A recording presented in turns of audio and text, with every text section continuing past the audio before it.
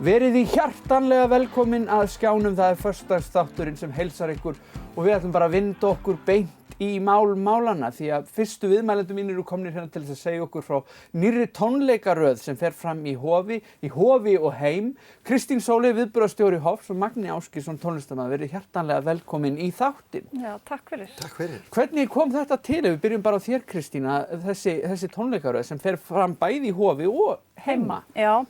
Jú, við í Hofi höfum náttúrulega verið að upplifa skrýtna tíma eins og allir aðrir og okkur langaði svolítið til þess að bara finna lausn á því að færa listamönnum eitthvað að gera og fá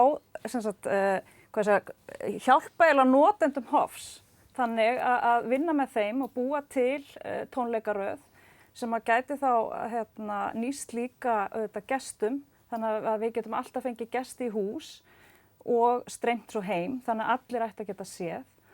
Og við sóttum í menningarsjóð Akureyrarbæjar og fengum þennan fína styrk sem að gera okkur kleift að halda tvenna tónleika í desember, 3. og 10. desember og svo aftur í janúar, 14. og 21. Og við fengum til liðs við okkur frábært listafólk, meðal annars Magna og Andreu Gylfadóttur, Þórhildur Örvarsdóttur og Friðrik Ómar. Og við ákvaðum að setja svolítið nýjan vinkil í þetta og vita hvort að þau var ekki til í að koma fram með ungu listafólki héðan frá Akureyri og þau voru öll til í það og voru ótrúlega til í þetta sem var svo skemmtilegt og unga fólki okkar líka og það eru Stefán Elí, Eik Haraldsdóttir og svo eru það, skal ég segja þér...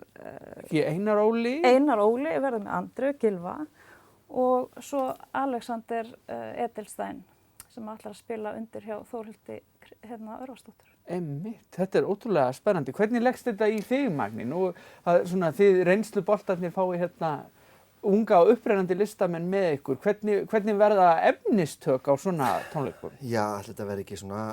skástoff hjá okkur og hjá okkur Stefán hefum við ætlum að taka okkar lög mín og hans og reyna einhvern veginn að rugla saman reytum og svo tökum við ábyggilega jólalög líka. Þetta er svona aðventu tónleikar í okkur. Hér datt það einmitt í huga seinni tónleikarnir í janúar hefur það svona þorra tónleikar. Þannig að fólk fer að syngja í lífið sér skjálfandi lítið gras og eitthvað svona. Þetta er mjög skemmtilega vingil líka. Það er nú örugglega jazz-útgáfa þegar Andrea Gylfa á síðustu tónleikunum. Það þorra jazz.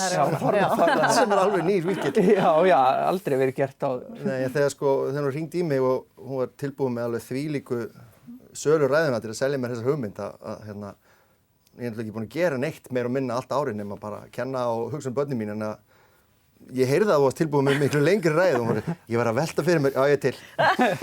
Já ég er til, mér er alveg sama hvað það er að segja. Bara spila með, já mér er alveg sama, já ég er til.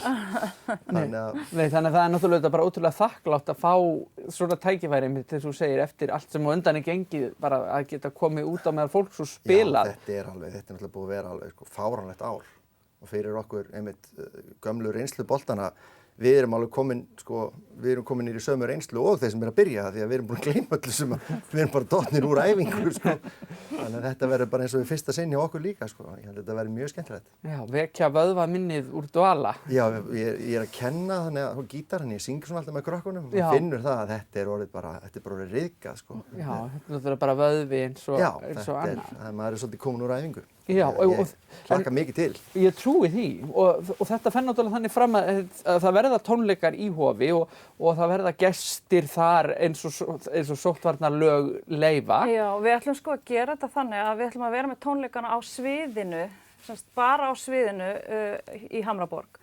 Þannig að bæði tónlistafólkið og gestirnir verða á sviðinu. Þannig að við getum það boðið ef það er 10 manns, þá eru þeir velkomnir að koma og við munum bara opna í rauninni fyrir það að fólk geti tryggt sér miða því að þetta er frítt, þannig að það er bara fyrstu kemur, fyrstu fær og við munum opna á þá miða sem að verða í boði hverju sinni bara rétt fyrir tónleika í rauninni.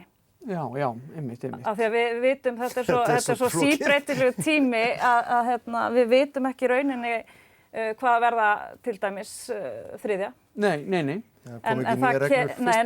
Nýja reglur koma fyrsta, þannig að þá munum við bara opna og rekna út miðað við tónlistafólk og starfsfólkið, sem sagt hvað mega margir vera þar í því sóttvarnarhólfi. Já, einmitt.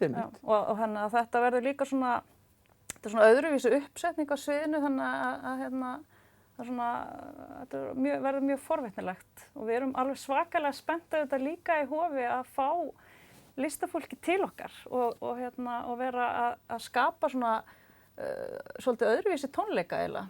Já, þetta verður áhugavert. Já, það er náttúrulega samanskapið tómlegt fyrir húsin þegar listafólkið fær ekki tækifæri til að spila. Ærandi þögn í tónleikahúsunum. Já, og skrítið líka í desember þar sem að Hof hefur í desember verið sko svo rosalega lifandi og margt fólk og það sko, þú veist, mörg þúsund mann sem að fer í gegnum Hof í desember. Þannig að þetta er alveg óskaplega skrítið. Ég ætti að vera að fara inn hennar sama dag með norðurljósunum mínum að setja upp, þú veist, 2000 manna skikk, sko. Já, einmitt. Já, við værum að skipuleggja skólatónleikana líka. Við höfum alltaf boðið fyrstu bekkingum að koma á föstudagsmorgni á jólatónleika í Hofi. Norðurljósin, sem sagt. Já. Verðum við ekki bara að taka fyrsta og annan á næsta ári, eða? Jú, ég held það. Eitthvað verður að gera til þess að bæja. Hugsi lausnum, bara reddum þessu þannig. Það er hér með ákveðið. Það má þá bara gera meira úr því ári, ekki spurning. Það er ekkert, krakkar mínir, það er ekkert, þú veist, það er einhver fresta, bara að finna lausnir og gera seinna, sko. Já, auðvitað. Það verður svolítið mikið að gera þetta næsta ári. Svo náttúrulega er líka örugglega viðbrigði að þurfa að hugsa sko áhorfendur heima, streymi, hvar á að setja upp myndavélar og tryggja hljóðgæði og svona. Hvernig Þetta er mjög skrítið, sko. Svo ég gríp inn í hérna sem sá sem að setja fyrir frá myndavélina, sko. Nú eru einhvern veginn, minn bransi komin inn í þetta streymi og alveg sama bara hvort þú ert að skemmt í einhverju partíum eða jólagestir bó og þess að vera streymt, sko. Þetta er svo skrítið, ykkur að segja. Þessi Zoom-gig svokölluð, þetta er alveg stórfurðulegt. Þú situr bara einn heima hjá þér og starir á fullt af einhverjum deplum á skjánum og gælir hessegir og þetta er svo skrítið. Þetta er mjög ég segi það með sérstaklega sko þegar maður er að fara með gamanmál og grínast og það er svo mikið delay. Já, delay á öllum viðbröðum og maður veit ekkert hvað maður hefur. Ég prófaði að taka hérna og syngja með. Svo kom svona 4 sekúndur seinna svona hálfskefla rugli, sko.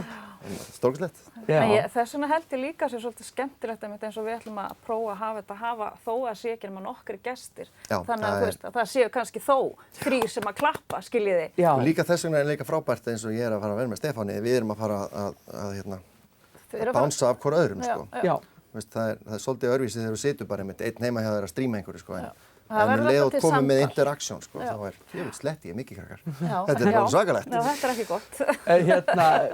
En sem sagt, hvernig verðum með þá sem vilja komast í streymi, fylgjast með streyminu heimann? Þeir fara inn á mag.is og þar verðum við búin að búa til, þannig að þetta ætti ekki að fara fram hjá neinu sem að fer inn á mag.is, hvar þú átt að íta á. Meira þess að tækni heftasta fólk ætti að komast þarna í klakklaust. Já.